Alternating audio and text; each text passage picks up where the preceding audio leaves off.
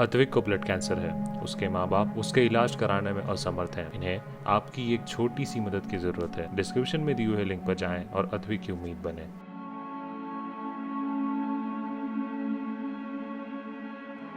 राजस्थान की राजनीति में पायलट नाम ही काफ़ी है। जिस तरह से सोशल मीडिया पर दिन भर पायलट संघ राजस्थान कल टॉप ट्रेंड करता रहा, उसे लेकर राजस्थान की राजनीति में तरह तरह की चर्चाएं हो रही है। कुछ लोग कह रहे हैं कि सचिन पायलट का यह शक्ति प्रदर्शन था, तो कुछ लोग यह कह रहे हैं कि पायलट को यह सब करने की क्या जरूरत थी।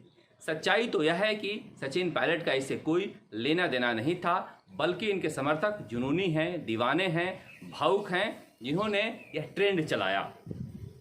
अब 2 दिन पहले यह खबर आई थी कि pilot with people Twitter handle पर बिना सचिन पायलट के कहे हजारों लोगों ने हजारों लोगों की मदद की।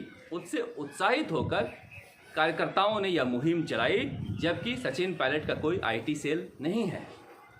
ये दिखाता है कि सचिन पायलट किस तरह से राजस्थान में लोकप्रिय हैं। जिस तरह की तस्वीरें आती है तरह तरह की, कोई टेलीविज़न स्क्रीन को चूमता है, कोई अपने सिर पर पायलट लिखा लेता है, कोई सीने में पायलट की तस्वीरें रखकर फ़ोटो खिंचवाता है।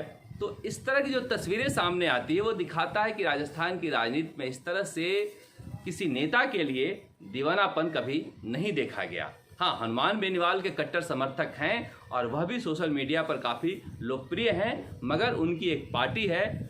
सचिन पायलट कांग्रेस में है और हाशिए पर हैं। सचिन पायलट एक बड़ा ब्रांड होते हुए भी पार्टी उनका उपयोग नहीं कर रही है। यह सब कांग्रेस में ही हो सकता है।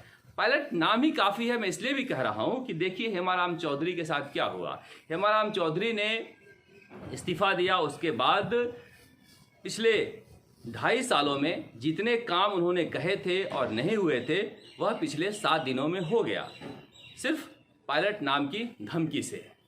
अब वहाँ के जो सुपर सीएम कहे जाते हैं उस इलाके में हरीश चौधरी, वह हेमाराम चौधरी के पीछे पीछे घूम रहे हैं। तो किस तरह से एक विधायक कितना महत्वपूर्ण बन जाता है राजस्थान सरकार के लिए कि कहीं वह पायलट के साथ न चला जाए। यह दिखाता है कि पायलट के साथ गए विधायकों को भी मुख्यमंत्री अशोक गहलोत किस तरह से अपने पास रखना चाहते हैं। पहले भी कोई विधायक इस तरह से धमकी दिया है तो उसे बुलाकर उसके काम किए गए हैं। और राष्ट्रीय लोकतांत्रिक पार्टी के नेता हनुमान बेनीवाल तो यही आरोप लगाते हैं कि सरकार ही पायलट चला रहे हैं। कोई भी विधायक यह धमकी देता है या मुख्यमंत्री अशोक गहलोत को ऐसा लगता है कि सचिन पायलट के पास जा सकता है, उसके काम तुरंत हो जाते हैं।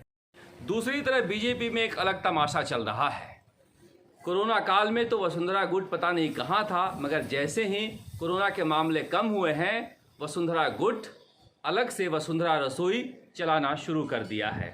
हर जगह वसुंधरा राजे के समर्थक वसुंधरा रसोई के नाम से बैनर पोस्टर लगाकर उसके नीचे ज़रूरतमंदों को खाना खिला रहे हैं। इसमें सुरेश पाटोदिया जैसे कार्यकर्ता से लेकर विधायक कालीचंद सराफ और पूर्व विधायक प्रहलाद गुंजल तक शामिल हैं। यह लोग वसुंधरा राजे के नाम पर गरीबों को खाना खिला रहे हैं, पार्टी फोरम से अलग। ऐसा कहा जा रहा है कि हर जिले में वसुंधरा राजे के समर्थकों का फ़ोन जा रहा है कि आप लोग वसुंधरा रसोई के नाम से ज़रूरतमंदों को खाना खिलाना शुरू कीजिए। बीजेपी में इस तरह से अलग फोरम पर काम करने की परिपाटी नहीं रही है, मगर पिछले कुछ दिनों से वसुंधरा गुट इस तरह के काम कर रहे हैं। अब बीजेपी के नेता इस मामले में कुछ बोल पा नहीं रहे हैं, बस यही कह रहे हैं कि ज़रूरतमंदों को कोई भी किसी भी फोरम पर ज़रूरत में मदद करे, यह अच्छी बात है। मगर पार्टी के अंदर एक भूचाल मचा हुआ है कि कहीं यह कुछ बड़ा होने की आहट तो नहीं है, कहीं यह कोरोना खत्म होने के बाद किसी राजनीतिक मुहिम की तैयारी तो नहीं है। इसे लेकर बीजेपी के अंदर चर्चा चल रही है कि आखिर अचानक से ऐसा क्या हुआ कि जब पार्टी अपने स्तर पर इस तरह से ज़रूरतमंदों को खाना खिला रही है तो वसुंधरा रसोई के नाम से हर जगह कैंप लगाया जा रहा है। और उसमें खास करके बीजेपी के मुख्य धारा के नेता नहीं बल्कि वसुंधरा गुट के नेता सक्रिय भूमिका निभा रहे हैं। साफ है कि कोरोना का मीटर राजस्थान में डाउन होगा तो राजनीति का मीटर चढ़ने जा रहा है। राजस्थान तक के लिए जयपुर से शरद कुमार।